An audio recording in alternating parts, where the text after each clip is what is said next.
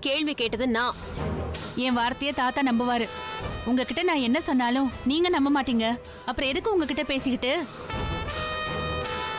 அதான் தாத்தாவுக்கு தேவைப்படுற பதில தாத்தா கிட்டயே சொன்னேன். அன்பு, ம்?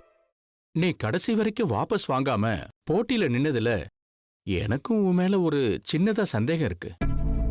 இருந்தாலுமே இன்னொரு பக்கம் நீ எனக்கு தப்பான நம்பிக்கையை கொடுக்க மாட்டேன்னும் எனக்கு ஒரு எண்ணம் இருக்கு.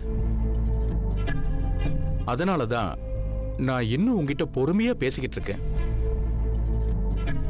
நீ தெளிவா சொல்லு. கதிர் சொல்றான் ராஜி தான் ஜெயிப்பான்னு. நீயும் தொகுதி முழுக்க சுத்திட்டு வந்திருக்க.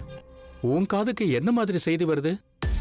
தாத்தா, உங்க பேரன் அவ்வளவு உறுதியா சொல்றாருல்ல, அப்புறம் அந்த வார்த்தையில நம்பிக்கை இல்லாம என்கிட்ட ஏன் கேட்கணும்? உங்க விருப்பம் தான் என் விருப்பமும். இந்த வீட்டோட சந்தோஷத்தை நான் எப்பவுமே கெடுக்க மாட்டேன்.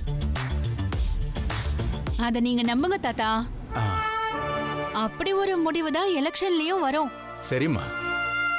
நான் சந்தோஷப்பட முடியும்னா அது ராஜியோட வெற்றியா தான் இருக்கும். நீ அதைத்தான் சொல்றேன்னு நான் எடுத்துக்கிறேன். நீ போமா. ம்.